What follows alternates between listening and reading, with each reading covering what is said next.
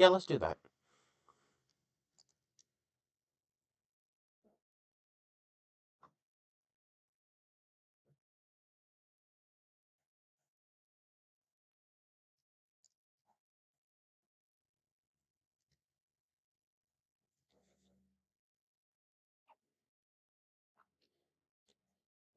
Okay, we are now live. So,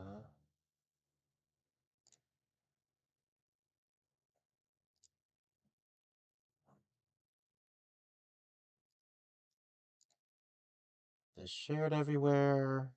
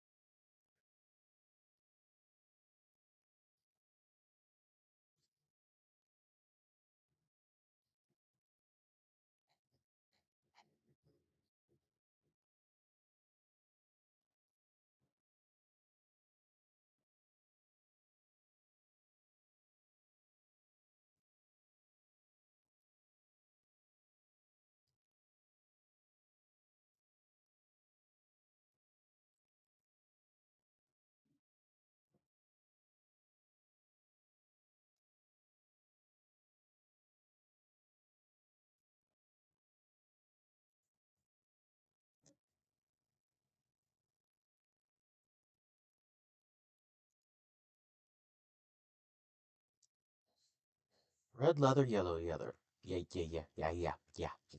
Red leather, yellow leather. Yeah. Red leather, yellow leather. Red leather, yellow leather. Red leather, yellow leather. There we go. Okay. A-E-I-O-U. A-E-I-O-U. Me, my, my, me, my, mo, my, moo. Ma, ne, ba. Oh, 6 o'clock. Time to get started. Okay, hey everyone.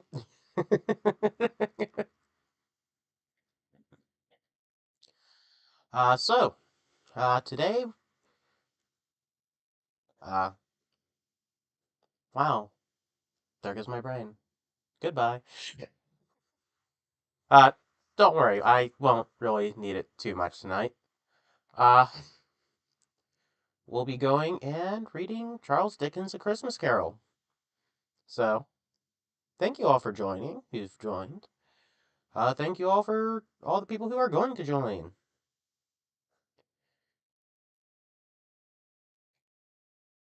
Yep, let's get into it then.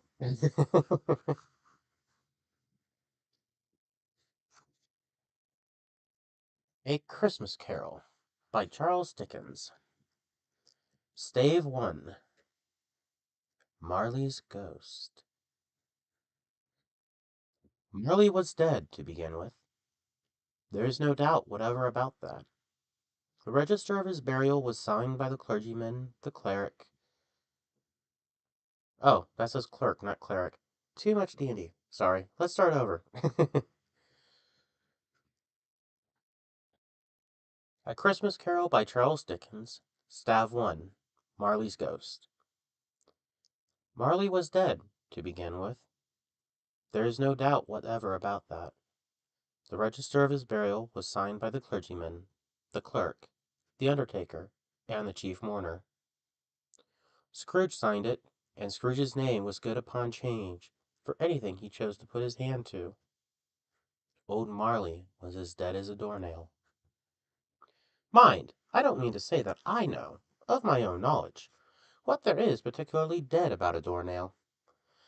I might have been inclined, myself, to regard a coffin nail as the deadliest piece of ironmongery in the trade. But the wisdom of our ancestors is in the simile, and my unhallowed hands shall not disturb it, or the country's done for. You will therefore permit me to repeat, emphatically, that Marley was as dead as a doornail. Scrooge knew he was dead. Of course he did. How could it be otherwise? Scrooge and he were partners for I don't know how many years. Scrooge was his sole executor, his sole administrator, his sole assign, and his sole residuary there's the term I meant to look up. Legated, his sole friend and sole mourner. And even Scrooge was not so dreadfully cut up by the sad event, but that he was an excellent man of business on the very day of the funeral, and solemnized it was with an undoubted bargain. The mention of Marley's funeral brings me back to the point I started from. There is no doubt that Marley was dead. This must be so distinctly understood, or nothing wonderful can come from the story I'm going to relate. If we were not perfectly convinced that Hamlet's fathers died before the play began, there would be nothing more remarkable in his taking a stroll at night, in an easterly wind, upon his own ramparts, than there would be in any other middle-aged gentleman rashly turning out after dark in a breezy spot. Say, St. Paul's churchyard, for instance, literally to astonish his son's weak mind. Scrooge never painted out old Marley's name. There it stood, years afterwards, above the warehouse door, Scrooge and Marley. The firm was known as Scrooge and Marley. Sometimes people new to the business called Scrooge Scrooge, and sometimes Marley, but he answered to both names. It was all the same to him. Oh, but he was a tight-fisted hand at the grindstone, Scrooge. A squeezing, wrenching, grasping, scraping, clutching, covetous old sinner. Hard and sharp as flint, from which no steel had ever struck out generous fire. Secret and self-contained and solitary as an oyster. The cold within him froze his old features, nipped his pointed nose, shriveled his cheek, stiffened his gait, made his eyes red, his thin lips blue, and spoke out shrewdly in his grating voice. A frosting rime was on his head, and on his eyebrows and his wiry chin. He carried his own low temperature always about with him. He iced his office in the dog days, and didn't thaw it 1 degree at Christmas. External heat and cold had little influence on Scrooge.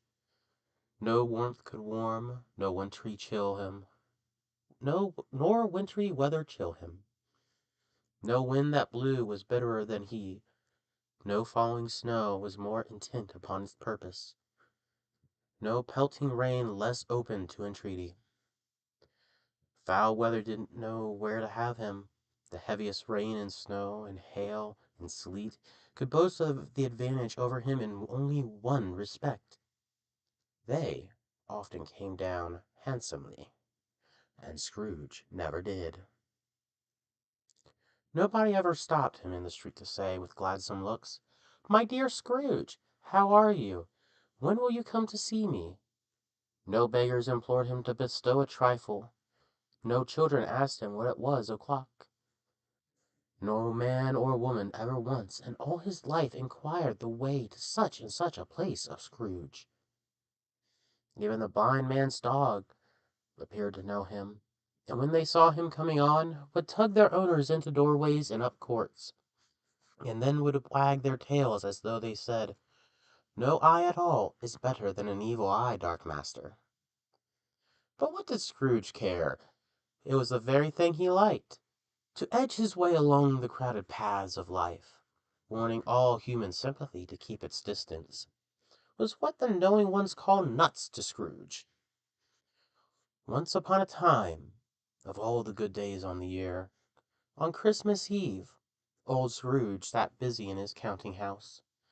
It was cold, bleak, biting weather, foggy withal, and he could hear the people in the court outside go wheezing up and down, beating their hands to their breasts, and stomping their feet upon pavement stones to warm them.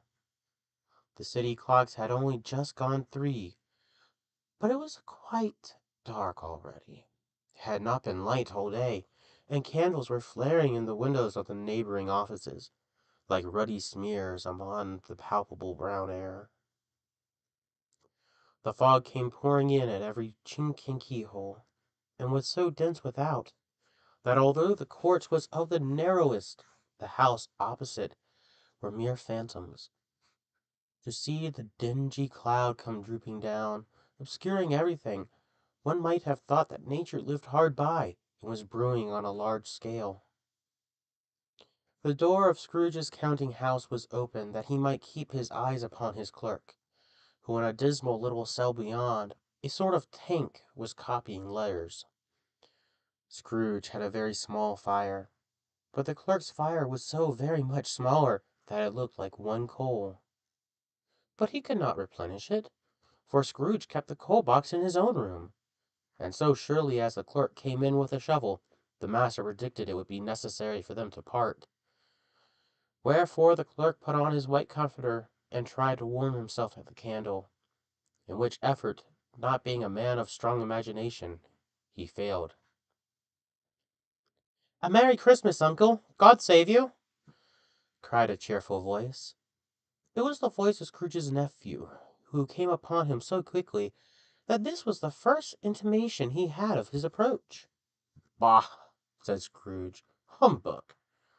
He had so heated himself with rapid walking in the fog and frost, this nephew of Scrooge's, that he was all in a glow. His face was ruddy and handsome, his eyes sparkled, and his breath smoked again. "Christmas a humbug, Uncle!" said Scrooge's nephew. "You don't mean that, I'm sure." "I do," said Scrooge. "Merry Christmas! What right have you to be merry? What reason have you to be merry? You are poor enough." "Come, then," returned the nephew gaily. "What right have you to be dismal? What reason have you to be morose? You're rich enough." Scrooge, having no better answer ready on the spur of the moment, said, "Bah!" again, and followed it with humbug. "Don't be cross, Uncle," said the nephew. "What else can I be?" returned the uncle, "when I live in such a world of fools as this Merry Christmas? Out upon Merry Christmas! What's Christmas time to you but a time for paying bills without money, a time for finding yourself a year older and not an hour richer, a time for balancing your books and having every item in them through a round dozen of months presented dead against you? If I could work my will," said Scrooge indignantly, "every idiot who goes about with Merry Christmas on his lips should be boiled with his own pudding, and buried with a stake of holly through his heart. He should!" "Uncle!" pleaded the nephew. "Nephew!" roared the uncle sternly. "Keep Christmas in your own way, and let me keep it in mine." "Keep it!" repeated Scrooge's nephew. "But you don't keep it." "Leave me alone, then," said Scrooge. Much good may it do you. Much good it has ever done you." "There are many things from which I might have derived good, but which I have not profited, I dare say," returned the nephew. "Christmas among the rest. But I'm sure I've always thought of Christmas time, when it comes around, apart from the veneration due to its sacred name and origin. If anything good If anything belongs to it can be apart from that, as a good time, a kind, forgiving, charitable, pleasant time, the only time I know of in the long calendar of the year, where men and women seem by one consent to open their shut up hearts freely, and to think of people below them as if they really were fellow passengers to the grave, and not another race of creatures bound on other journeys. And therefore, Uncle, though it has never put a scrap of gold or silver in my pocket, I believe it has done me good, and it will do me good. And I say, God bless it."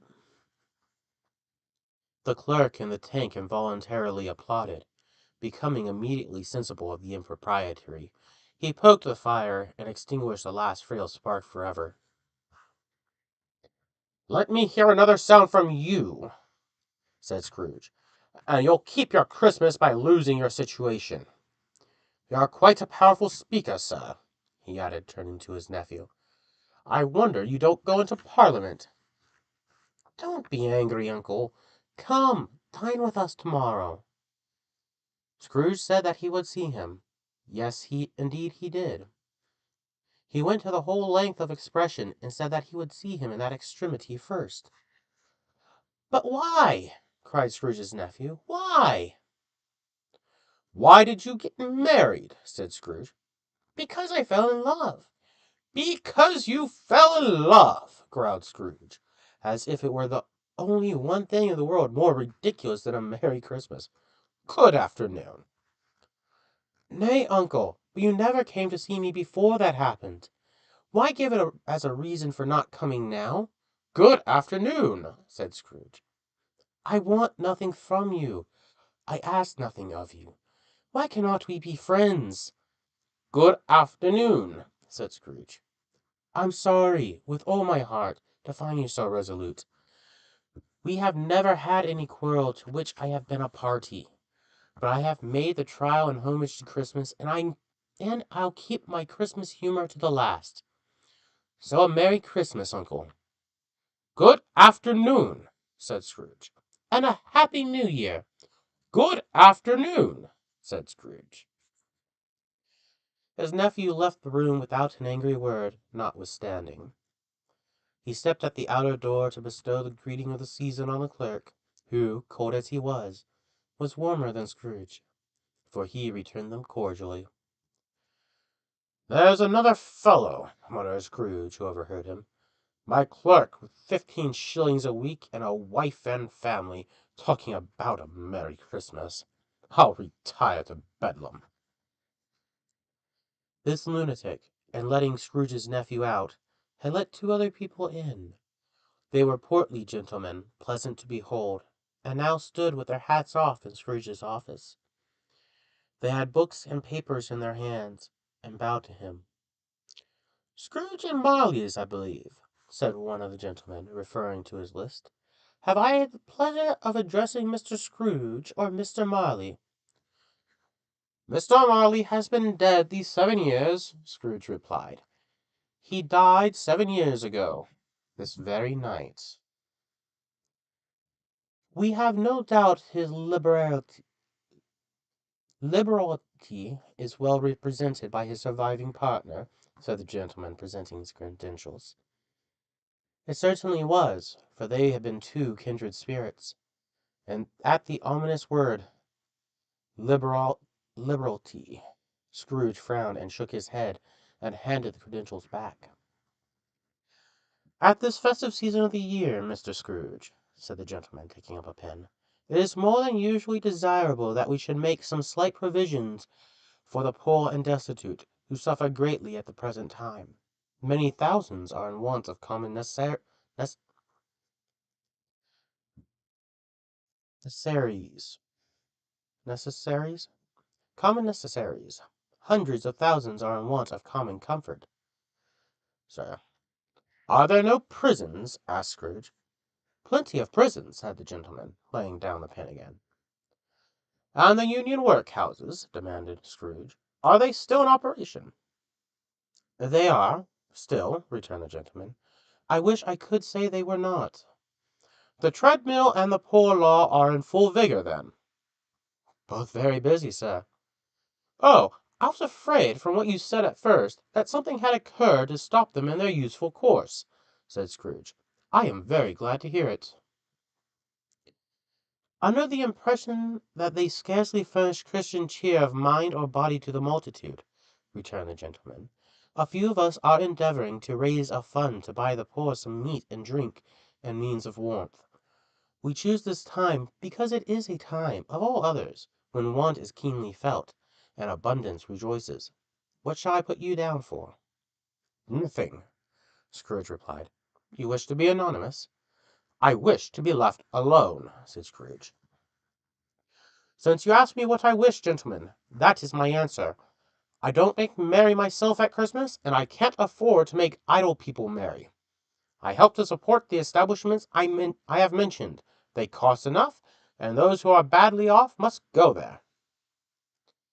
Many can't go there, and many would rather die. If they would rather die, said Scrooge, they had better do it, and increase the surplus population.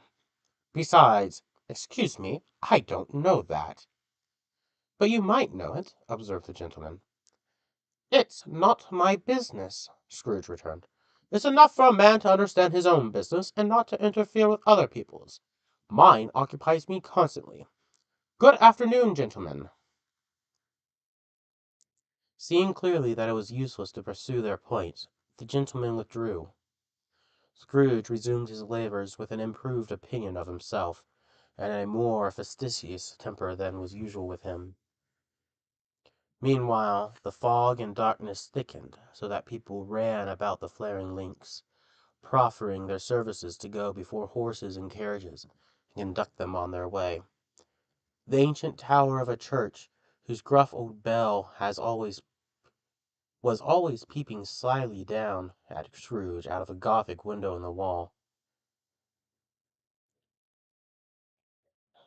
became invisible, and struck the hours and quarters in the clouds, with tremulous vibrations afterwards, as if its teeth were chattering in its frozen head up there. The cold became intense. In the main street at the corner of the court, some laborers were repairing the gas pipes, and had lighted a great fire in a brazier, round which a party of ragged men and boys were gathered, warming their hands and winking their eyes before the blaze in rapture. The water plug, being left in solitude, its overflowing sullenly congealed and turned into misanthropic ice. The brightness of the shops, where holly springs and berries cracked in the lamp heat of the windows, made pale faces ruddy as they passed. Poulterers' and grocers' trades became a splendid joke, a glorious pageant with which it was next to impossible to believe that such dull principles as bargain and sale had anything to do. The Lord Mayor, in the stronghold of the mighty mansion house, gave orders to his 50 cooks and butlers to keep Christmas as a Lord Mayor's household should, and even the little tailor, whom he had fined 5 shillings on the previous Monday for being drunk and bloodthirsty in the streets, stirred up tomorrow's pudding in his garret, while his lean wife and the baby sallied out to buy the beef. Foggier yet and colder, piercing, searching, biting cold.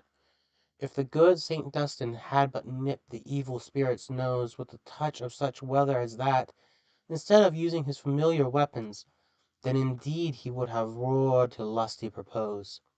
The owner of one scant young nose, gnawed and mumbled by the hungry cold as bones are gnawed by dogs, stooped down at Scrooge's keyhole to regale him with a Christmas carol. But at the first sound of "God bless you, merry gentlemen, may nothing you dismay," Scrooge seized the ruler with such energy of action that the singer fled in terror, leaving the keyhole to the fog and even more congenial frost. At length the hour of shutting the counting-house arrived. With an ill will Scrooge dismounted from his stool, and tactfully admitted the fact to the expectant clerk in the tank, who instantly snuffed his candle out and put on his hat. "You'll want all day tomorrow, I suppose," said Scrooge. "If quite convenient, sir." "It's not convenient," said Scrooge, "and it's not fair. If I was to stop 1/2 crown for it, you'd think yourself ill-used, I'd be bound." The clerk smiled faintly. "And yet," said Scrooge, "you don't think me ill-used, when I pay a day's wages for no work." The clerk observed that it was only once a year. "A poor excuse for picking a man's pocket every 25th of December," said Scrooge, buttoning his great coat to the chin. "But I suppose you must have the whole day. Be here all the earlier next morning." The clerk promised that he would, and Scrooge walked out with a growl. The office was closed in a twinkling, and the clerk, with the long ends of his white comforter dangling below his waist, for he boasted no greatcoat, went down a slide on Cornhill, at the end of a lane of boys, 20 times in honor of it being Christmas Eve, and ran home to Camden Town as hard as he could pelt, to play at Blindman's Buff. Scrooge took his melancholy dinner in his usual melancholy tavern, and having read all the newspapers, and beguiled the rest of the evening with his banker book, went home to bed. He lived in chambers which had once belonged to his deceased partner. They were a gloomy suite of rooms, in a lowering pile of building up a yard.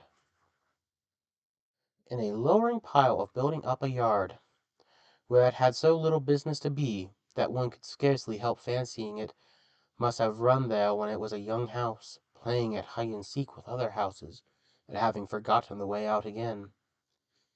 It was old enough now, and dreary enough, for nobody lived in it but Scrooge, the other rooms being all let out as offices.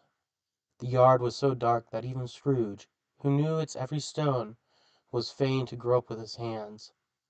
The fog and frost so hung about the black old gateway of the house, that it seemed as if the genius of the weather sat in a mournful meditation on the threshold. Now it is a fact that there was nothing at all particular about the knocker on the door, except that it was very large. It is also a fact that Scrooge had seen it night and morning during his whole residency in that place.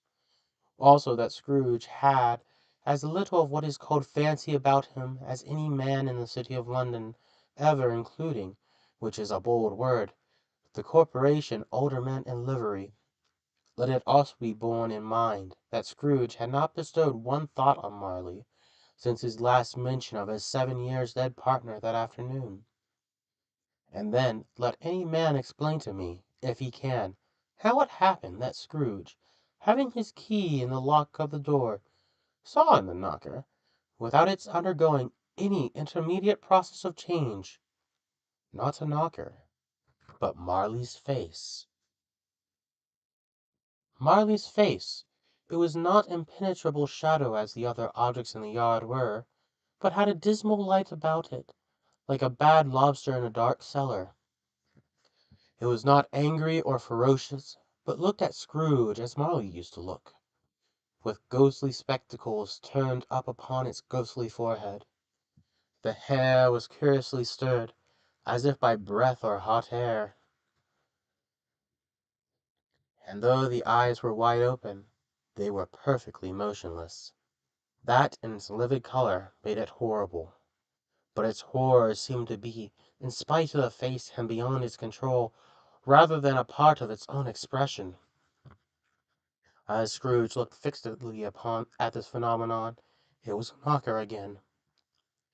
To say that he was not startled, or that his blood was not conscious of terrible sensation to which it had been a stranger from infancy, would be untrue. But he put his hand upon the key that he had relinquished, turned it sturdily, walked in, and lighted his candle. He did pause, with a moment's irresolution, before he shut the door, and he did look cautiously behind at first, as if he half expected to be terrified with the sight of Molly's pigtails sticking out into the hallway. But there was nothing on the back of the door, except the screws and nuts that held the knocker on. So he said, "Pooh, pooh," and closed it with a bang. The sound resounded through the house like thunder. Every room above, and every cask in the wine merchant's cellar below, appeared to have separate peal of echoes of its own. Scrooge was not a man to be frightened by echoes. He fastened the door, and walked across the hall and up the stairs, slowly too, trimming his candle as he went. You may talk vaguely about driving a coach and six up a good old flight of stairs, or that a bad young Act of Parliament. But I mean to say you might have got a hearse up that staircase, and taken it broadways, with the splinter bar towards the wall and the door towards the balusters, and done it easily. There was plenty of width for that, and room to spare, which is perhaps the reason why Scrooge thought he saw a locomotive hearse going on before him in the gloom. Half a dozen gas lamps out of the street wouldn't have lighted the entry too well, so you may suppose that it was pretty dark with Scrooge's dip. Up Scrooge went, not a care a button for that. Darkness is cheap, and Scrooge liked it. But before he shut his heavy door, he walked through his room to see that it was all right. He had just enough recollection of the face to desire to do that. Sitting room, bedroom, lumber room, all as they should be. Nobody under the table, nobody under the sofa. A small fire in the grate, spoon and basin ready, and the little spots pan of gruel. Scrooge had a cold in his head, upon the hob.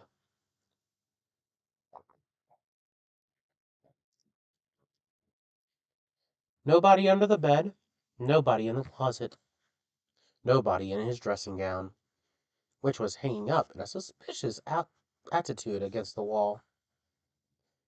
Lumber room as usual, old fire guard, old shoes, 2 fish baskets, washing stand on 3 legs, and a poker.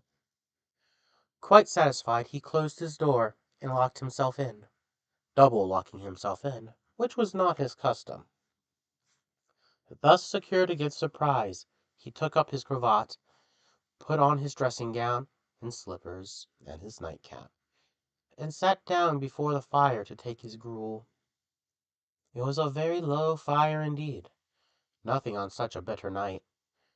He was obliged to sit close to it and brood over it, before he could extract the least sensation of warmth from such a handful of fuel.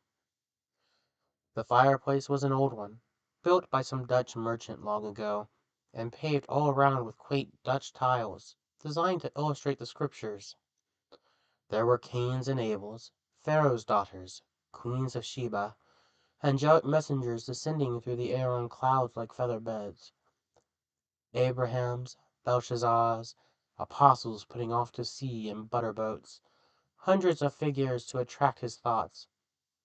And yet that face of Marley, 7 years dead, came like the ancient Pharaoh's rod, and swallowed up the whole. If each smooth tile had been a blank at first, with power to shape some picture on its surface from the disjointed fragments of his thoughts, there would have been a copy of old Marley's head on every one. "Humbug!" said Scrooge, and walked across the room. After several turns he sat down again. As he threw his head back in the chair, his glance happened to rest upon a bell, a disused bell, that hung in the room and communicated for some purpose, now forgotten, with a chamber in the highest story of the building.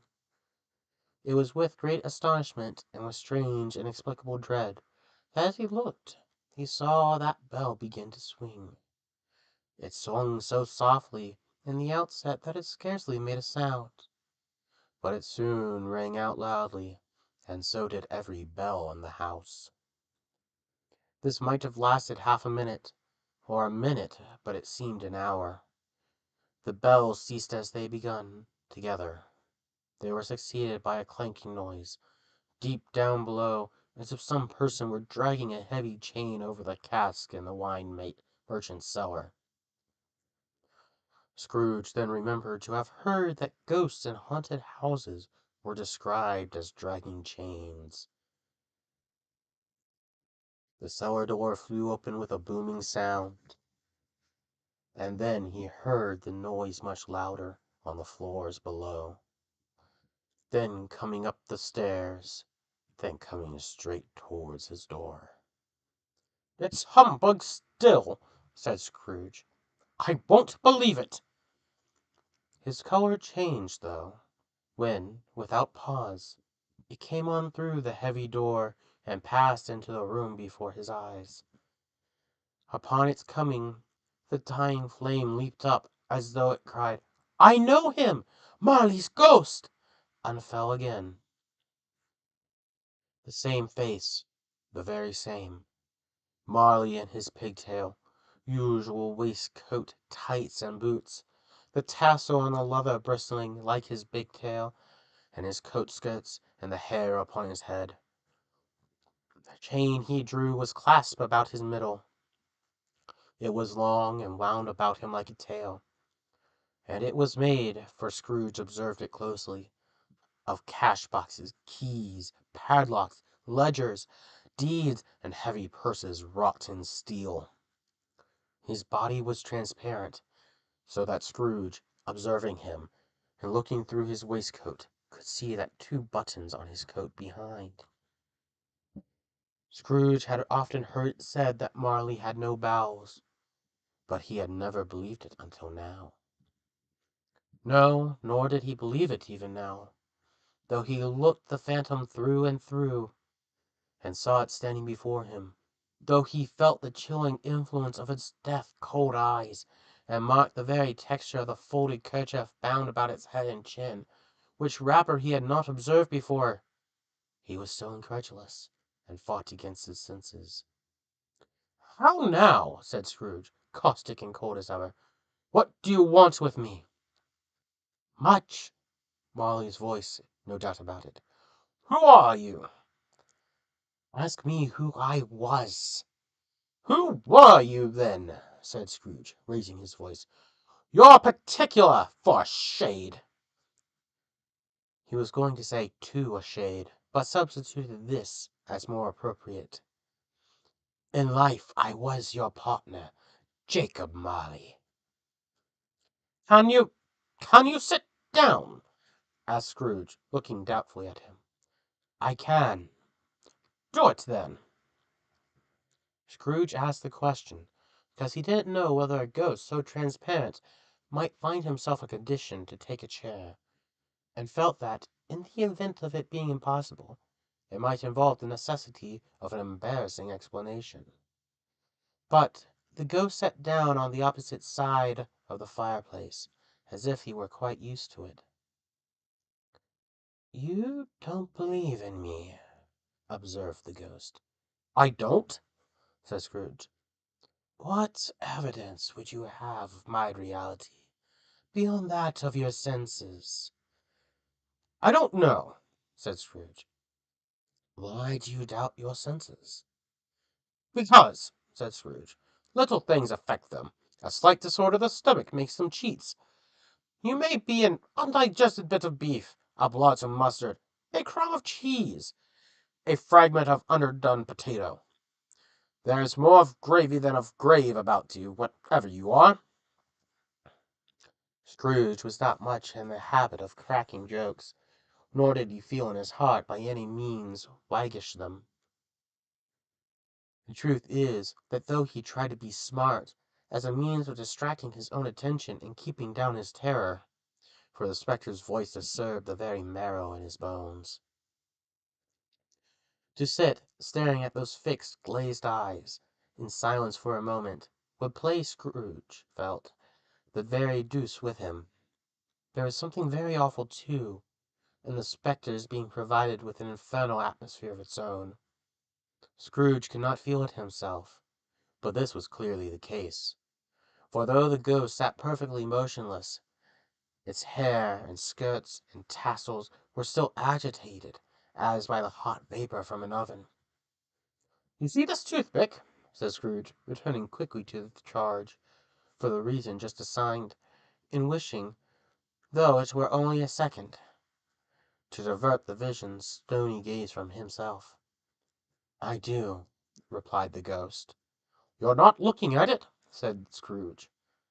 "But I see it," said the ghost, "notwithstanding."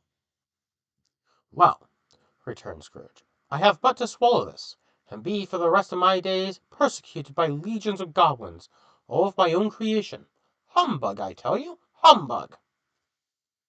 At this the spirit raised a frightful cry, and shook its chain with such a dismal, appalling noise, that Scrooge held tight to his chair to save himself from falling in a swoon.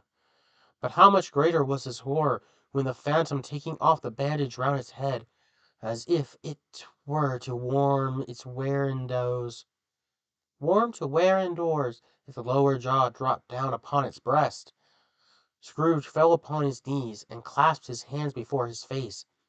"Mercy!" he said. "Dreadful apparition! Why do you trouble me?" "Man of the worldly mind," replied the ghost, "do you believe in me or not?" "I do," said Scrooge. "I must. Why do spirits walk the earth, and why do they come to me?" "It is required of every man," the ghost returned, "that the spirit within him should walk abroad among his fellow men, and travel far and wide, and if that spirit goes not forth in life, it is condemned to do so after death. It is doomed to wander through the world, oh woe is me, and witness what is coming, what it cannot share, but might have shared on earth and turned to happiness." Again the spectre raised a cry, and shook its chain, and wrung its shadowy hands. "You are fettered," said Scrooge, trembling. "Tell me why." "I wear the chain I forged in life," replied the ghost. I made it link by link and yard by yard. I gathered it on my own free will, and of my own free will I wrote it. Is its pattern strange to you?" Scrooge trembled more and more. "Or would you know," pursued the ghost, "the weight and length of the strong coil you bear yourself? It was full as heavy and as long as this, 7 Christmas Eves ago. You have labored on it since. It is a ponderous chain." Scrooge glanced about him on the floor, in the expectation of finding him surrounded by some 50 or 60 fathoms of iron cable. But he could see nothing. "Jacob," he said imploringly. "Oh, Jacob Marley, tell me more. Speak comfort to me, Jacob." "I have none to give," the ghost replied. "It comes from other regions, Ebenezer Scrooge, and is conveyed by other ministers to other kinds of men. Nor can I tell you what I would. A very little more is all permitted me. I cannot rest, I cannot stay, I cannot linger anywhere. My spirit never walked beyond our counting-house. Mark me, in life my spirit never roved beyond the narrow limits of our money-changing hole, and weary journeys lie before me." It was a habit with Scrooge, whenever he became thoughtful, to put his hands in his breeches pockets. Pondering on what the ghost had said, he did so now, but without lifting up his eyes or getting off his knees. "You must have been very slow about it, Jacob," Scrooge observed in a businesslike manner, though with humility and deference. "Slow?"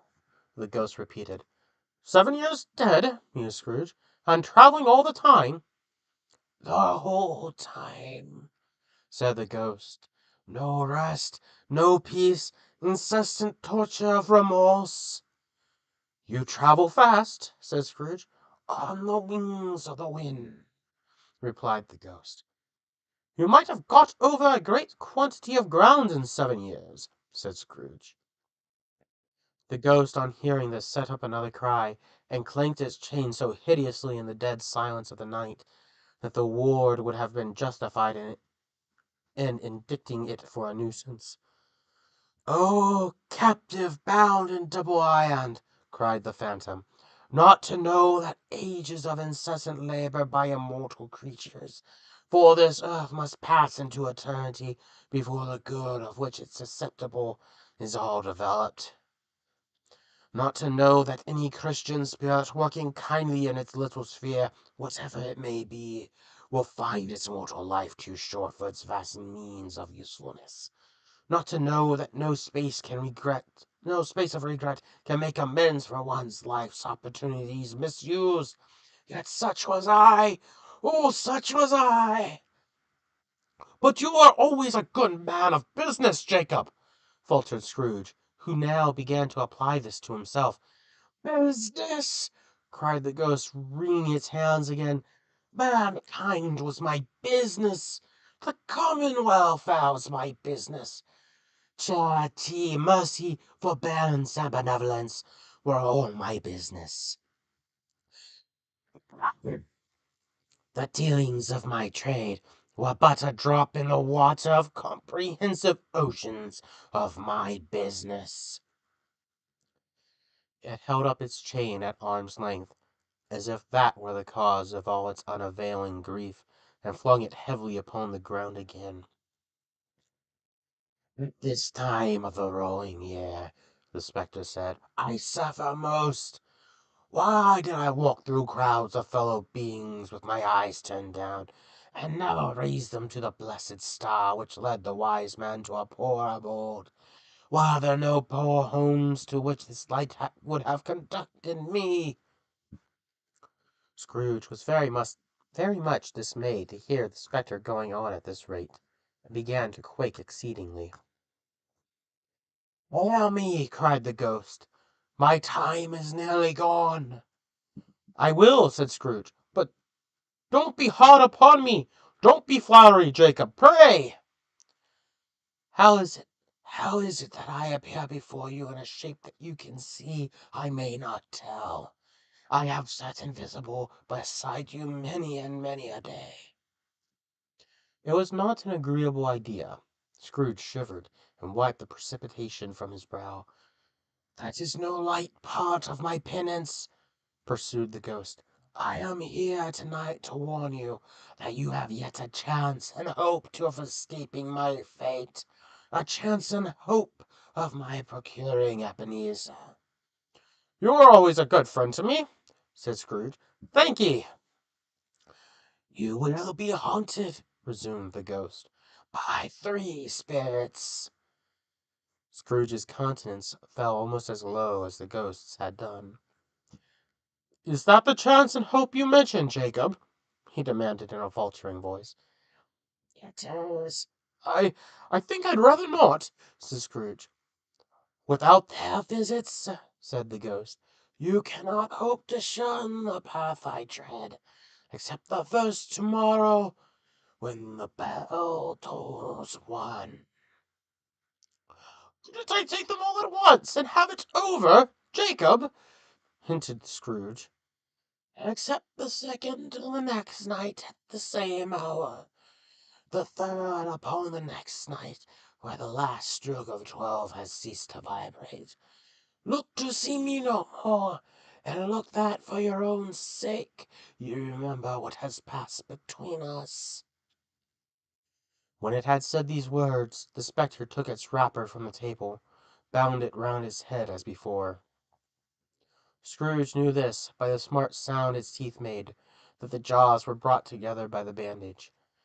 He ventured to raise his eyes again, and found his supernatural visitor confronting him in an erect attitude, with its chain wound over and about its arm. The apparition walked backward from him, and at every step it took, the window raised itself a little, so that when the spectre reached it, it was wide open. It beckoned Scrooge to approach, which he did.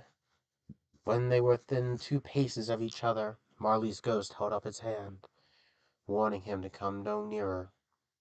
Scrooge stopped, not so much in obedience as in surprise and fear, for on the raising of the hand he became sensible of confused noises in the air, incoherent sounds of lamentation and regret, wailings inexpressibly sorrowful and self-accusatory. The spectre, after listening for a moment, joined in the mournful dirge, and floated out upon the bleak, dark night. Scrooge followed to the window, desperate in his curiosity. He looked out. The air was filled with phantoms, wandering hither and thither in a restless haze, and moaning as they went. Every one of them wore chains like Marley's ghost. Some few, they might have been guilty governments, were linked together. None were free. Many had been personally known to Scrooge in their lives. He had been quite familiar with one old ghost in a white waistcoat, with a monstrous iron safe attached to its ankle, who cried piteously at being unable to assist a wretched woman with an infant, whom it saw below upon a doorstep. The misery with them all was, clearly, that they sought to interfere for good in human matters, and lost that power forever. Whether these creatures faded into mist, or mist enshrouded them, he could not tell, but they and their spirits' voices faded together, and the night became as it had been when he walked home. Scrooge closed the window, and examined the door by which the ghost had entered. It was double locked, as he had locked it with his own hands, and the bolts were undisturbed. He turned to say humbug, but stopped at the first syllable, and being, from the emotion he had undergone, or the fatigues of the day, or his glimpse of the invisible world, or the dull conversation of the ghost, or the lateness of the hour, much in need of repose, went straight to bed without undressing, and fell asleep upon the instant. Well, that was Stave 1. I'm going to go take a break to go and get something to drink, and we'll be back for Stave 2.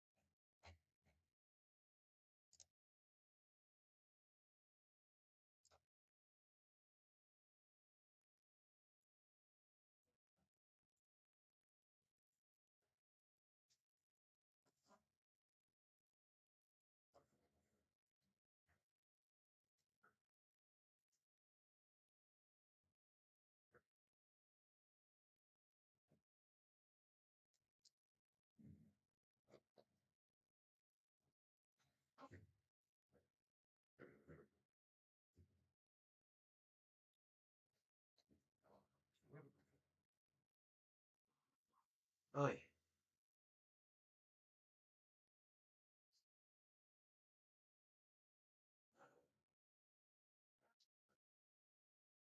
That sounded good. Okay. We're still live, you know. Oh, sorry.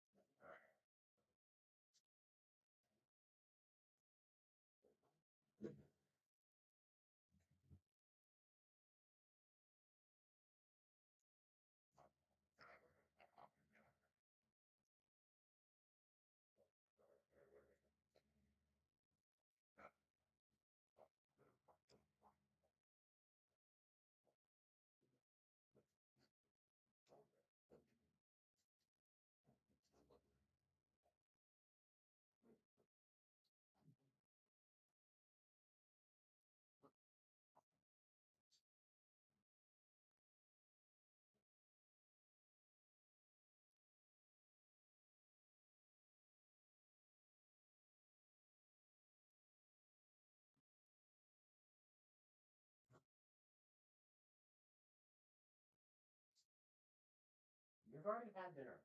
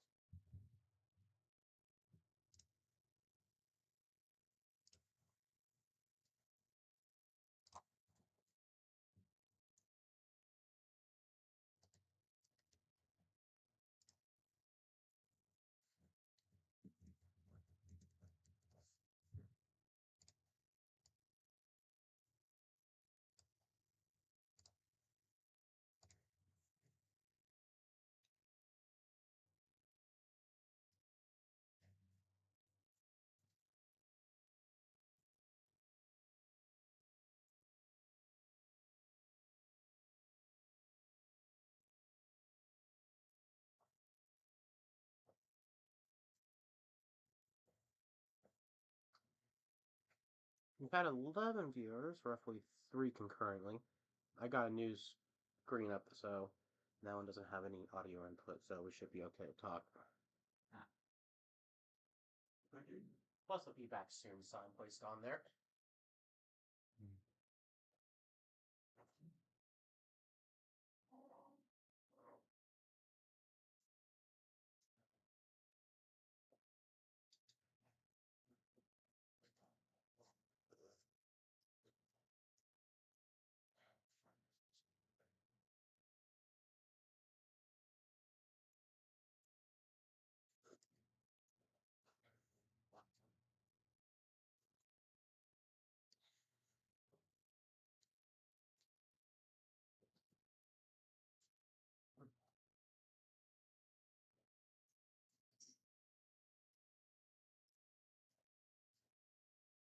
I could stop fumbling the words a bit. Yeah, it's always gonna happen. Not if I want to go and do this for a living.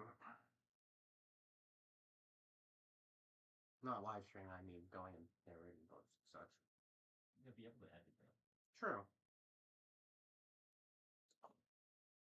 Plus, and again, Dickens' writing style is a bit.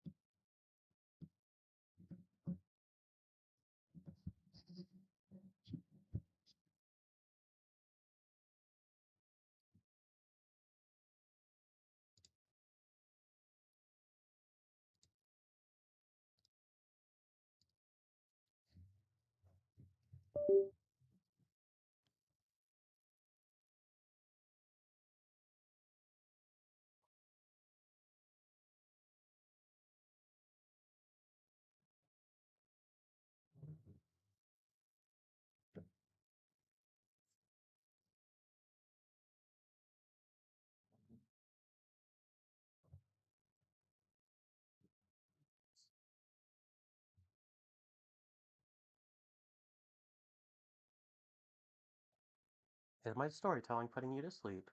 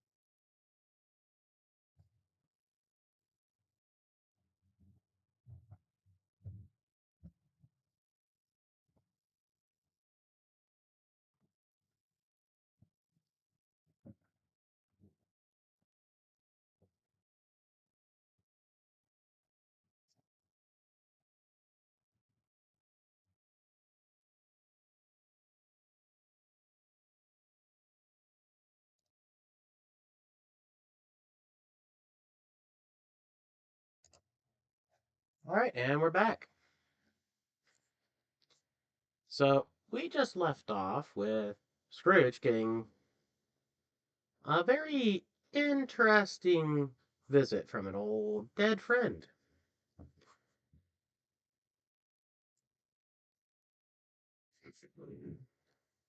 Everybody ready to continue?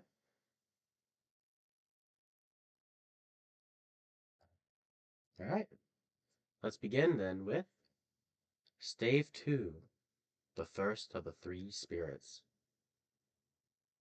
Oh, hello, Star Hope 889. If you're still with us.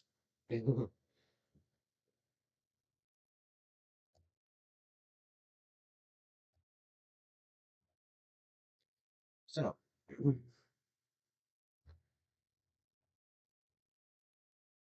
Charles Dickens, A Christmas Carol.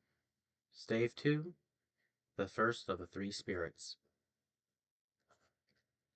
When Scrooge awoke, it was so dark that looking out of bed he could scarcely distinguish the transparent window from the opaque walls of his chamber.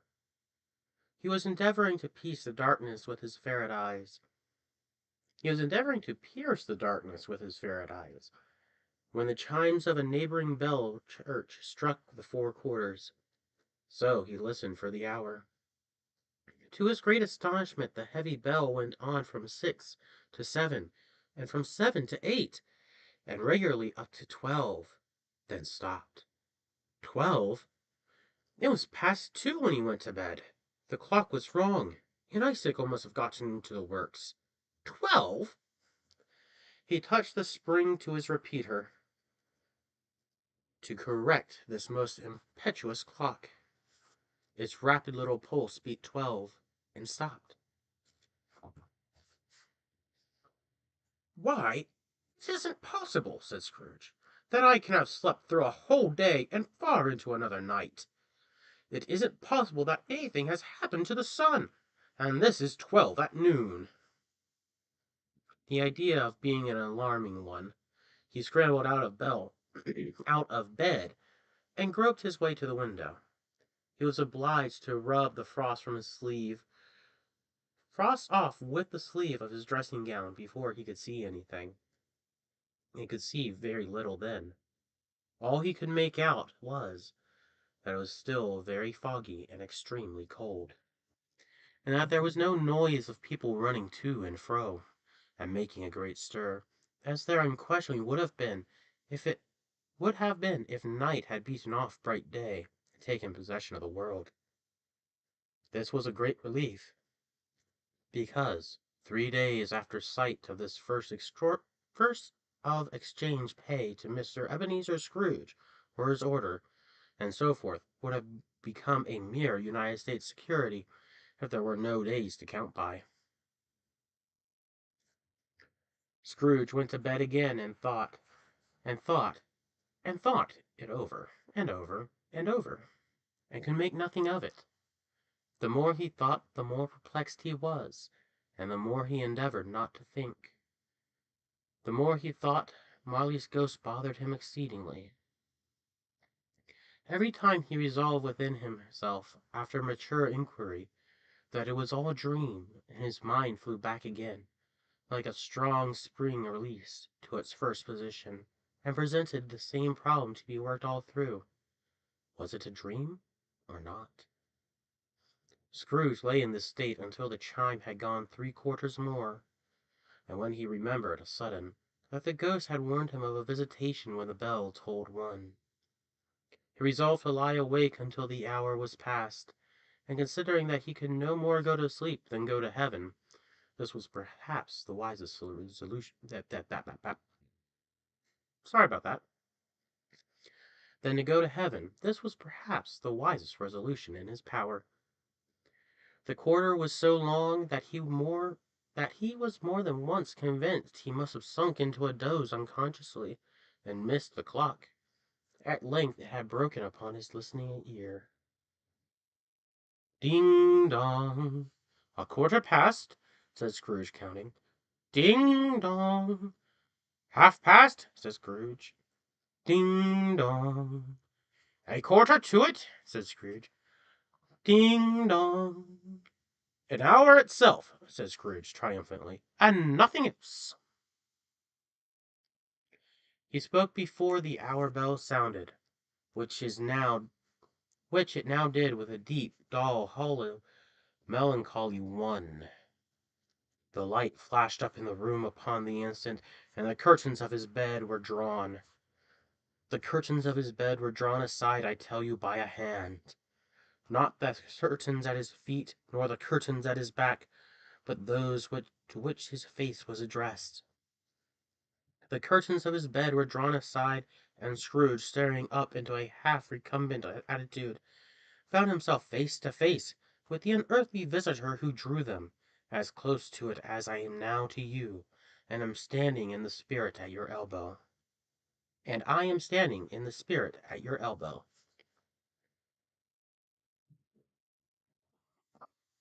Hmm. Sorry about that.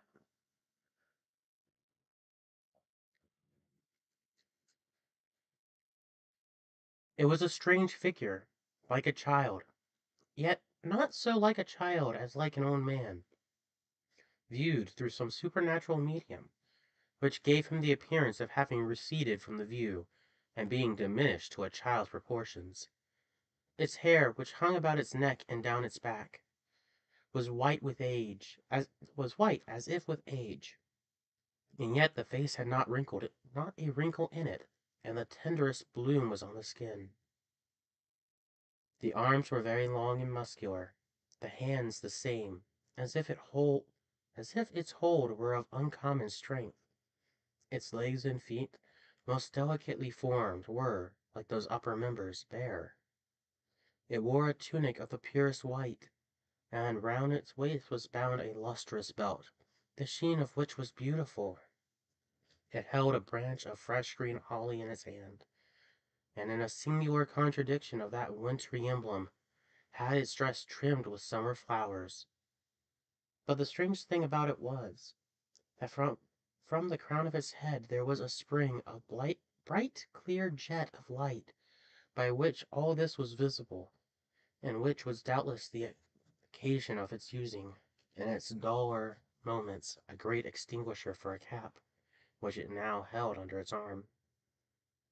Even this, though, when Scrooge looked at it with increasing steadiness, was not its strangest quality, for at its belt sparkled and glittered, now in one part and now in another, and what was light one instant at another time was dark, and so the figure itself fluctuated in its distinctness, now being a thing with one arm, now with one leg, now with 20 legs, now a pair of legs without a head, now a head without a body, of which dissolving parts no outline could be visible in the dense gloom wherein they melted away, and in the very wonder of this, it would be itself again, distinct and clever as ever.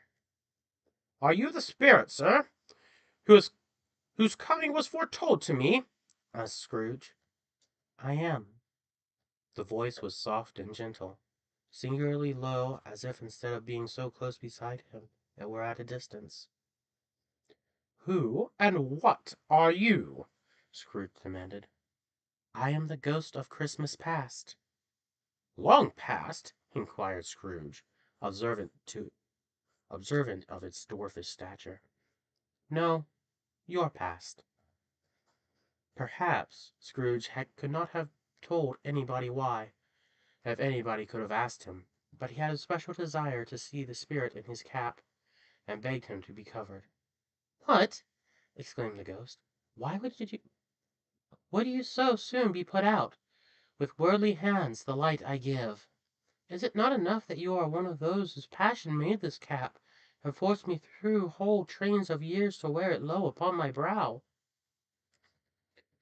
Scrooge reverently disclaimed all intention to offend, or any knowledge of having wilfully bonneted the spirit in any period of his life.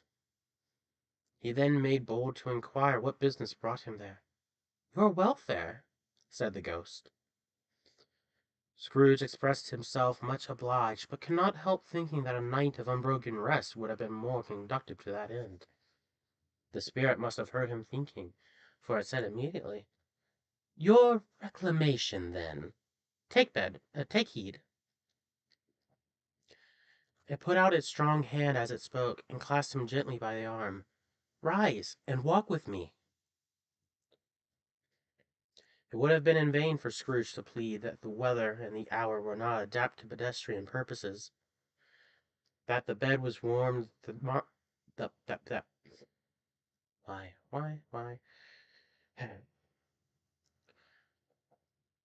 and the thermometer a long way below freezing, and that he was clad but lightly in his slippers, dressing gown, and nightcap, and that he had a cold upon him at that time, and the grasp, though gentle as a woman's hand, was not to be resisted. He rose, but finding that the spirit made towards the window, clasped its robe in supplication. "I am immortal," Scrooge remonstrated, "and liable to fall." "Bear but a touch of my hand there," said the spirit, laying it upon his heart, "and you shall be upheld in more than this." As the words were spoken, they passed through the wall and stood upon an open country road, with fields on either hand. The city had entirely vanished. Not a vestige of it was to be seen. The darkness and the mist had vanished with it, for it was a clear, cold winter day, with snow upon the ground. "Good heaven!" said Scrooge, clasping his hands together, as he looked about him. "I was bred in this place. I was a boy here." The spirit gazed upon him mildly. Its gentle touch, though it had been light and instantaneous, appeared still present to the old man's sense of feeling. He was conscious of 1,000 odors floating in the air, each one connected with 1,000 thoughts, and hopes, and joys, and cares long, long forgotten. "Your lip is trembling," said the ghost. "And what is that upon your cheek?" Scrooge muttered, and with an unusual catching in his voice, that it was a pimple, and begged the ghost to lead him where he would. "You recollect the way?" inquired the spirit. "Remember it!" cried Scrooge with fervor. "I could walk it blindfold." "Strange to have forgotten it for so many years," observed the ghost. "Let us go on." They walked along the road, Scrooge recognizing every gate and post and tree, until a little market town appeared in the distance, with its bridge, its church, and winding river. Some shady ponies now were seen trotting towards them with their boys upon their backs, who called to other boys in country gigs and carts driven by farmers. All these boys were in great spirits, and shouted to each other, until the broad fields were so full of merry music that the crisp air laughed to hear it. "These are but shadows of things that have been," said the ghost. "They have no consciousness of us."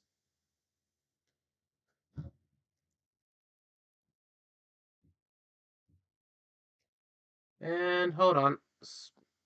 I seem to be having a few issues with the model. Give me a sec.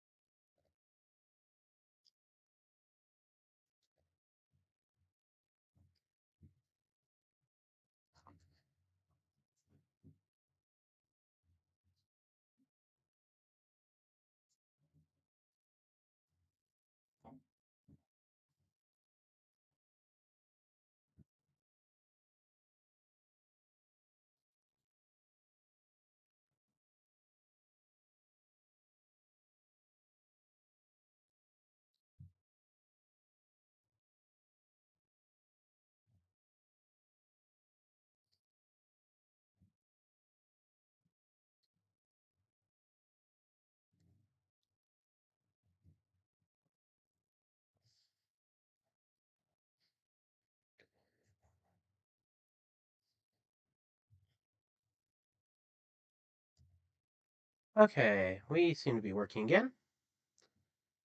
Testing, testing, and model's mouth's not moving. Give me a sec. There we go. Okay. Alright. Hello, everyone. Let's get back to it. Where were we? "These are but shadows of the things that have been," said the ghost. "They have no consciousness of us." The jocund travelers came on, and as they came, Scrooge knew and named them every one. Why was he rejoiced beyond all bounds to see them? Why did his cold eyes glisten, and his heart leap up as they went past? Why was he filled with gladness when he heard them give each other Merry Christmas, as they parted at cross roads and byways, for their several homes? What was Merry Christmas to Scrooge? Out upon Merry Christmas? What good had it ever done him? The school was not quite deserted. "The school is not quite deserted," said the ghost. "A solitary child, neglected by his friends, is left there still." Scrooge said he knew it, and he sobbed. They left the high road, by a well-remembered lane, and soon approached a mansion of dull red brick, with a little weathercock-surmounted cupola on the roof, and a bell hanging on in it. It was a large house, but one of broken one of broken man, I'm having trouble with this one. But one of broken fortunes, for the spacious offices were little used. Their walls were damp and mossy, their windows broken, and their gates decayed. Fowls, fowls clucked and strutted in the stables, and the coach houses and their sheds were overrun with grass. Nor was it more retentive of its ancient state within, for in the entering of the dreary hall and glancing through the open doors of many rooms, they found them poorly furnished, cold, and vast. There was an earthly savour in the air, and a chilly barrenness in the place, which associated itself somehow with not too much getting up by the candlelight, and not too much to eat. They went, the ghost and Scrooge, across the hall to a door at the back of the house. It opened before them, and disclosed a long, bare, melancholy room, made barer still by lines of plain, deal forms and desks. At one of these a lonely boy was reading near a feeble fire, and Scrooge sat down upon a form, and wept to see his poor forgotten self, as he had used to be. Not a latent echo in the house, not a squeak and scuffle from the mice behind the paneling, not a drip from the half-thawed water-spout in the dull yard behind, not a sigh upon the leafless boughs of one despondent poplar, not the idle swinging of an empty storehouse door, no, not a clicking in the fire, but fell upon the heart of Scrooge with softening influence, and gave a freer passage to his tears. The spirit touched him on the arm, and pointed to his younger self, intent upon his reading. Suddenly a man in foreign garments, wonderfully real and distinct to look at, stood outside the window, with an axe stuck in his bell, and leading an ass laden with wood by the bridle. "Why, it's Ali Baba!" Scrooge exclaimed in ecstasy. "It's dear old honest Ali Baba. Yes, yes, I know. One Christmas time, when yonder solitary child was left here alone, he did come for the first time just like that. Poor boy! And Valentine," said Scrooge, "and his wild brother Orson. There they go. And what's his name, who is put down in his drawers, asleep at the gate of Damascus? Don't you see him? Why, the Sultan's groom, turned upside down by the genie, there upon his head. Serve him right. I'm glad of it. What business had he to be married to the princess?" To hear Scrooge expending all the earnestness of his nature on such subjects, in a most extraordinary voice between laughing and crying, to see his heightened, excited face, would have been a surprise to his business friends in the city, indeed. "There's the parrot!" cried Scrooge. "Green body and yellow tail, with a thing like a lettuce growing out of the top of his head. And there he is! Poor Robin Crusoe, he called him, when he came home again after sailing round the island. Poor Robin Crusoe, where have you been, Robin Crusoe?" The man thought he was dreaming, but he wasn't. "It's the parrot, you know. There goes Friday, running for his life to the little creek. Holla, hoop, holla, halloo, halloo, halloo." Then, with a rapidity of transition very foreign to his usual character, he said, in a pity for his former self, "Poor boy," and cried again. "Poor boy!" and cried again. "I wish," muttered Scrooge, putting his hand in his pocket, and looking about him, after drying his eyes with his cuff. "But it's too late now." "What is the matter?" asked the spirit. "Nothing," said Scrooge. "Nothing. "There was a boy singing a Christmas carol at my door last night. I should like to have given him something, that's all." The ghost smiled thoughtfully and waved its hand, saying as it did so, "Let us see another Christmas." Scrooge's former self grew larger at the words, and the room became a little darker and more dirty. The panels shrunk, and the windows cracked. Fragments of plaster fell out of the ceiling, and the naked laths were shown instead. But how all this brought about, Scrooge knew no more than you do. He only knew that it was quite correct, that everything had happened so, and that there he was, alone again, with all the other boys who had gone home for the jolly holidays. He was not reading now, but walking up and down despairingly. Scrooge looked at the ghost, with a more mournful shaking of his head, glanced anxiously towards the door. It opened, and a little girl, much younger than the boy, came darting in, putting her arms about his neck, and often kissing him, addressing him as dear, dear brother. "I have come to bring you home, dear brother," said the child, clapping her tiny hands, and bending down to laugh. "To bring you home, home, home!" "Home, little Fan," returned the boy. "Yes," said the child, brimful of glee.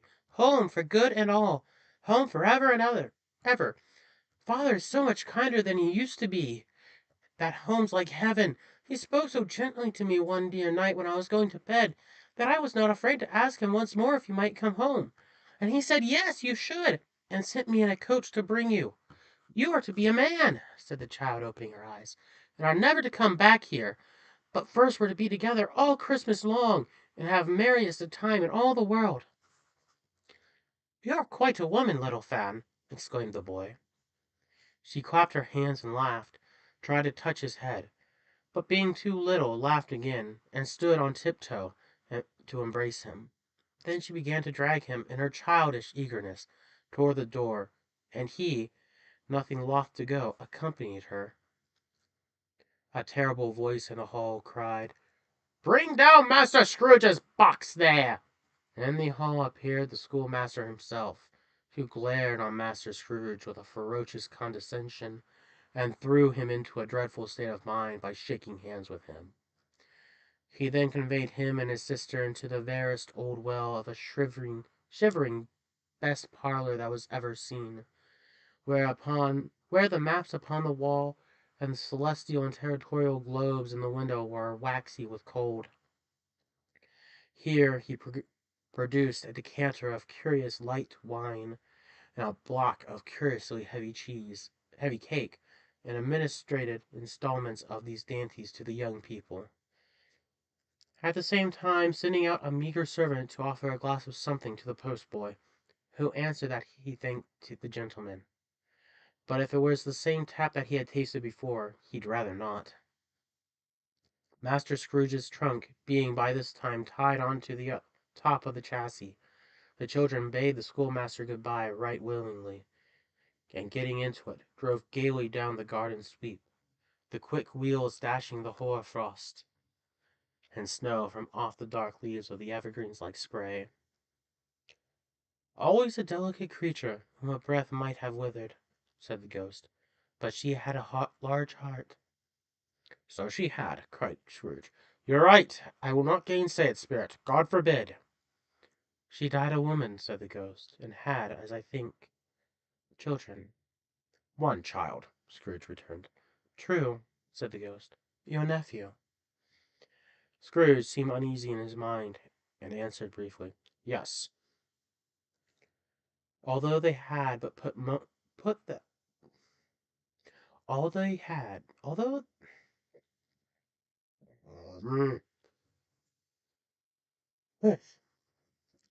they had but that moment left the school behind them, they were now in the busy thoroughfares of a city, where shadowy passengers passed and repassed, where shadowy carts and coaches battled for the way, and all the strife and tumult of a real city were.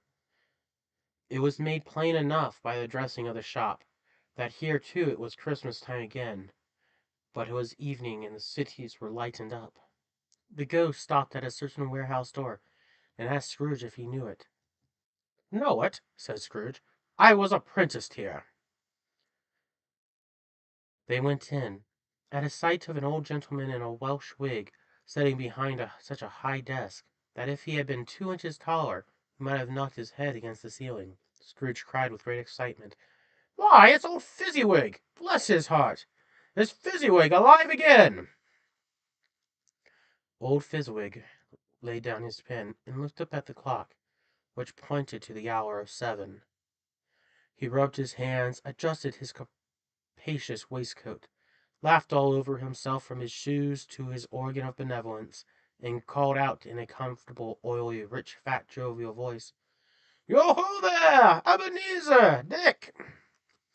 Scrooge's former self, now grown a young man, came briskly in, accompanied by his fellow apprentice. "Dick Wilkins, to be sure," said Scrooge to the ghost. "Bless me, yes, there he is. Was very much attached to me, that was Dick.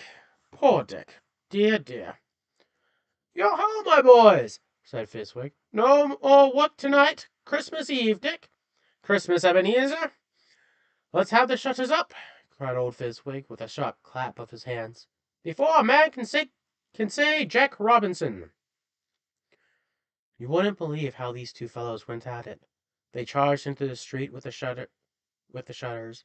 1, 2, 3, had 'em up in their place. 4, 5, 6, bought 'em in and pinned them. 7, 8, 9, and came back before you could got to 12, panting like racehorses. "Hilly-ho!" cried Fezziwig, skimping down from the high desk with a wonderful agility. "Clear away, my lads! Let's have lots of room here. Hilly-ho, Dick! Cheer up, Ebenezer!" Clear away. There was nothing they wouldn't have cleared away, or couldn't have cleared away, with old Fezziwig looking on. It was done in a minute. Every movable was packed off, as if it were dismissed from public life forevermore. The floor was swept and watered, and the lamps were trimmed. Fuel was heaped upon the fire, and the warehouse was as snug and warm and dry and bright as a ballroom, as you would desire to see upon a winter's night. In came a fiddler with a music book, and went up to the lofty desks, and made an orchestra of it, and tuned like a 50 stomach aches.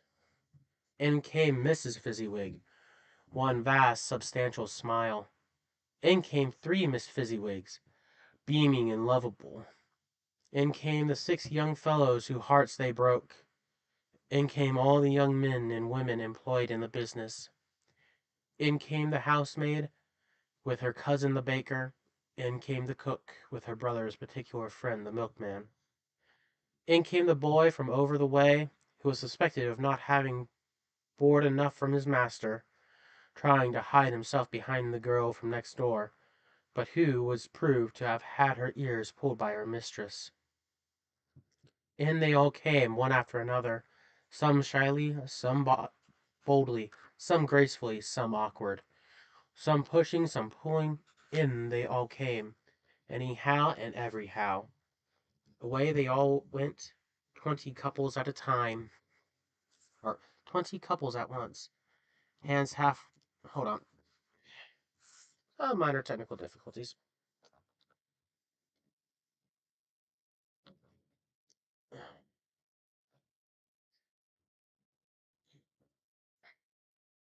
There we go. That's probably better. Hmm.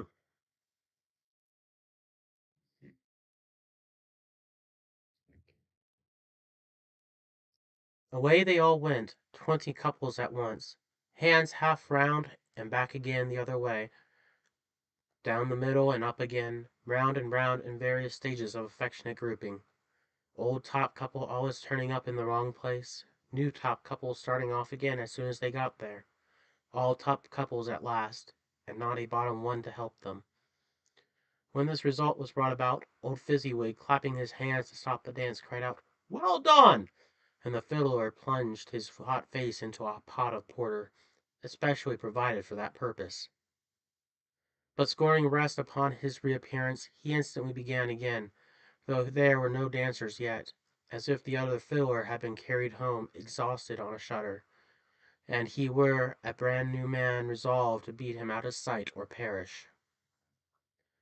There were more dances, and there were forfeits, and more dances, and there was cake, and there was negus, and there was a great piece of cold roast, and there was a great piece of cold boiled, and there were mince pies, and plenty of beer.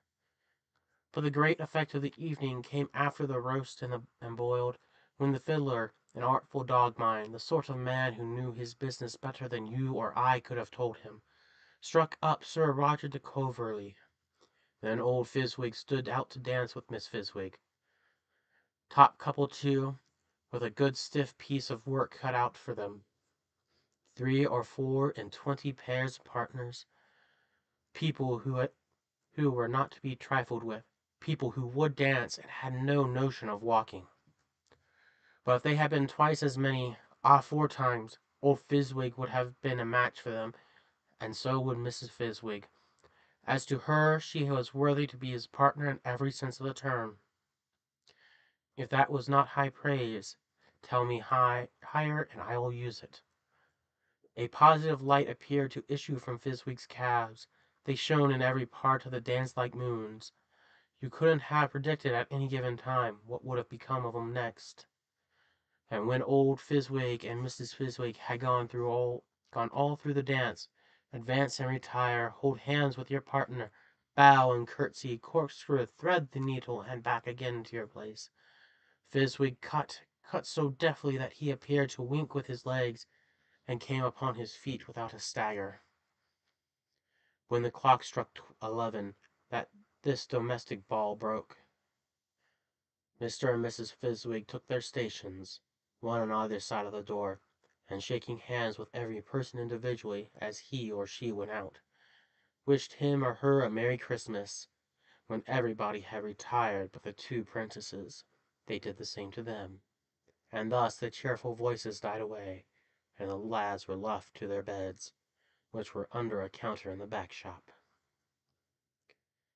During the whole of this time, Scrooge had acted like a man out of his wits. His heart and soul were in the scene, and with his former self. He corroborated everything, remembered everything, enjoyed everything, and underwent the strangest agitation. It was not until now, when the bright face of his former self and Dick were turned from them, that he remembered the ghost, and became conscious that it looked fully upon him, while the light upon its head burnt very clear. "A small matter," said the ghost, "to make these silly folks so full of gratitude." "Small!" echoed Scrooge. The spirit signed to him to listen to the 2 apprentices, who were pouring out their hearts in praise of Fizwig, and when he had done so, said, "Why, is it not? Why, is it not? He has spent but a few pounds of your mortal money. 3 or 4, perhaps. Is that so much that he deserves this praise?"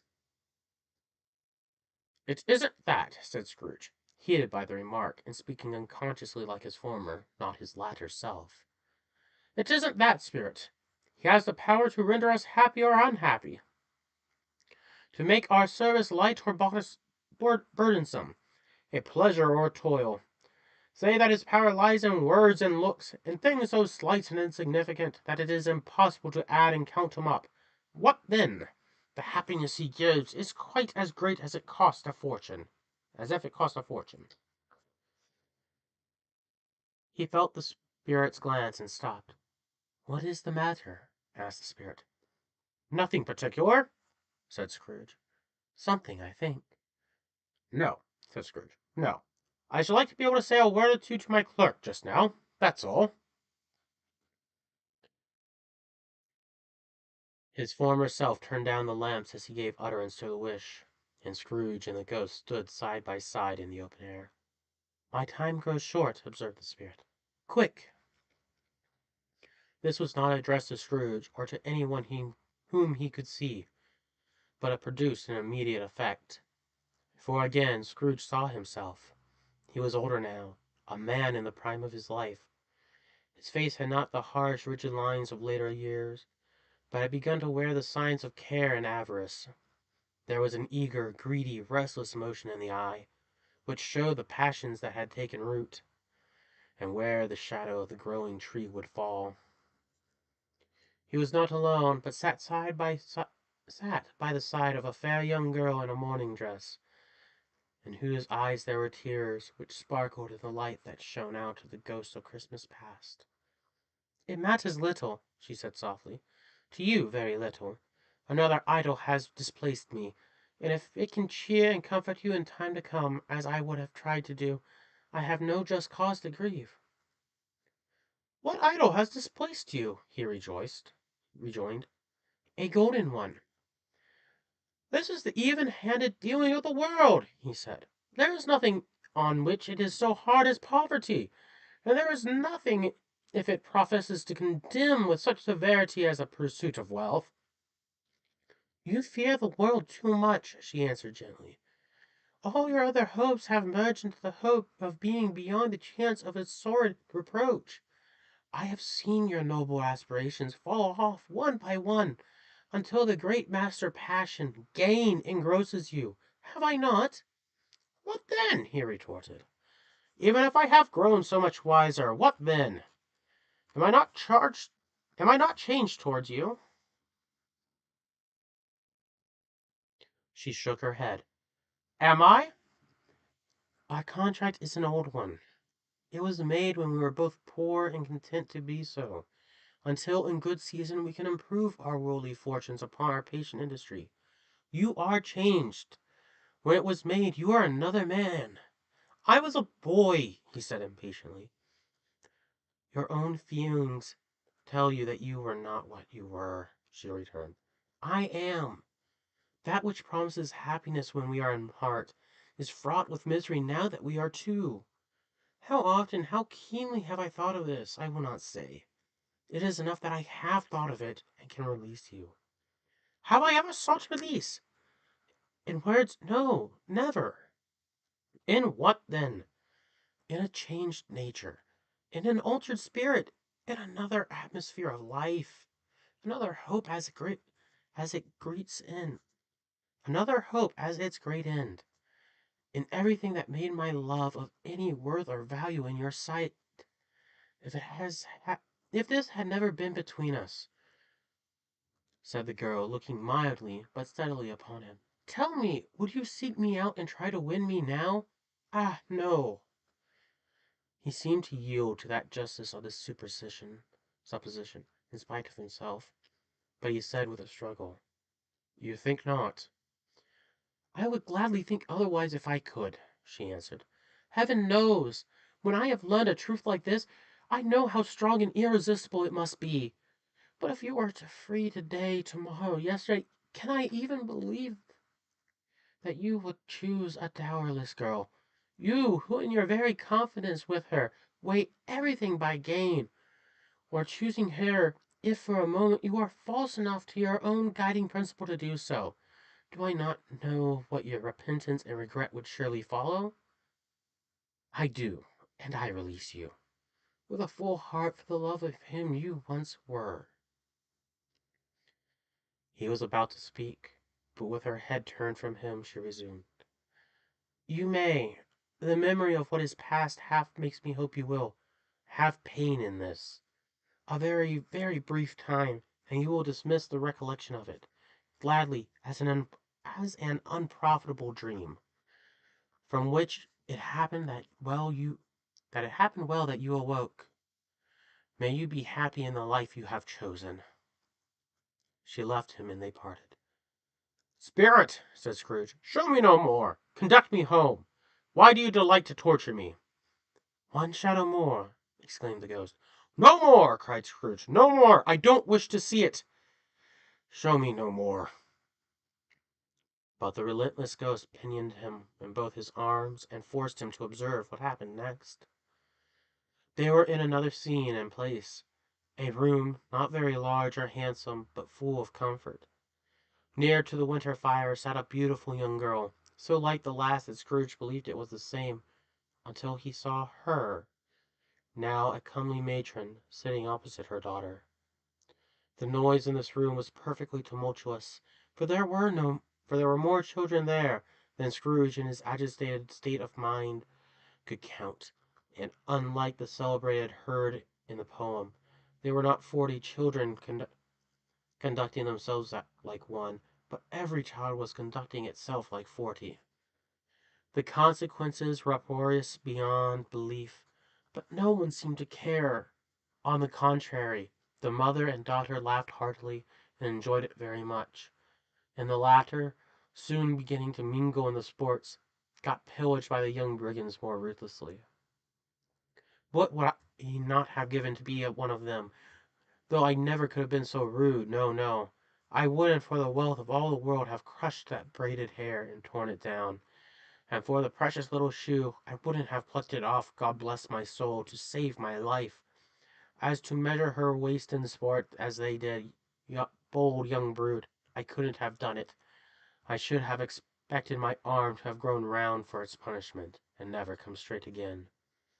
And yet I should have dearly liked, I own, to have touched her lips, to have questioned her, that she might have opened them, to have looked upon the lashes of her downcast eyes, and never raised a blush, to have let loose waves of hair, an inch of which would have been a keepsake beyond price.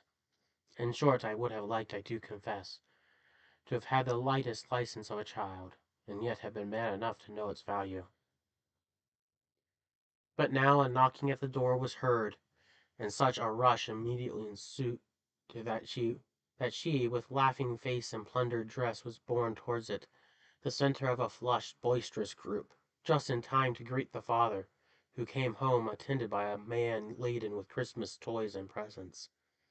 Then the shouting and the struggling, the onslaught that was made on the defenceless porter, the scaling him with chairs for ladders, to dive into his pockets and despoil him of brown paper parcels, hold on tight by his cravat, hung him around the neck, pommel his pack and kick his legs in irrepressible affection.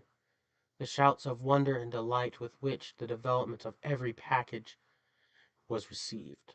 The terrible announcement that the baby had been taken in the act of putting a doll's frying pan in his mouth, and was more than suspected of having swallowed a fictitious turkey glued on a wooden platter. The immense relief of finding this a false alarm, the joy, the gratitude, and ecstasy, they were all indescribable alike. It is enough that by degrees the children and their emotions got out of the parlor, and by one stair at a time up to the top of the house, where they went to bed, and so subsided. And now Scrooge looked up more attentively than ever, when the master of the house, having his daughter leaning fondly on him, sat down with her and her mother at his own fireside. And when he thought that such another creature, quite as graceful and as full of promise, might have called him father, had been a springtime in the haggard winter of his life, his sight grew very dim indeed. "Belle," said the husband, turning to his wife with a smile, "I saw an old friend of yours this afternoon." "Who was it?" "Guess." "How can I? Tut, I don't know," she added in the same breath, laughing as he laughed. "Mr. Scrooge." Mr. Scrooge it was. I passed his office window, and as it was not shut up, and he had a candle inside, I could scarcely help but seeing him. His partner lies upon the point of death, I hear, and there he sits alone. Quite alone in the world, I do believe." "Spirit," said Scrooge in a broken voice, "remove me from this place." "I told you these were shadows of things that have been," said the ghost. "That they are what they are. Do not blame me." "Remove me!" Scrooge exclaimed. "I cannot bear it." He turned upon the ghost, and seeing that it looked upon him with a face, in which some strange way there were fragments of all the faces it had shown him, wrestled with it. "Leave me! Take me back! Haunt me no longer!" In the struggle, if that can be called a struggle in which the ghost had no visible resistance on its own part, was undisturbed by any effort of its adversary, Scrooge observed that its light was burning high and bright, and dimly connecting that with its influence over him, he seized the extinguisher cap, and by his sudden action pressed it down upon its head. The spirit dropped beneath it, so that the extinguisher covered its whole form. But though Scrooge pressed it down with all his force, He could not hide the light which streamed from under it in an unbroken flood upon the ground. He was conscious of being exhausted and overcome by an irresistible drowsiness, and, and further, of being in his own bedroom. He gave the cap a parting squeeze, in which his hand relaxed, and had barely time to reel to bed before he sank into a heavy sleep. And that was stave 2. Next is stave 3, the second of 3 spirits, which we will get back to.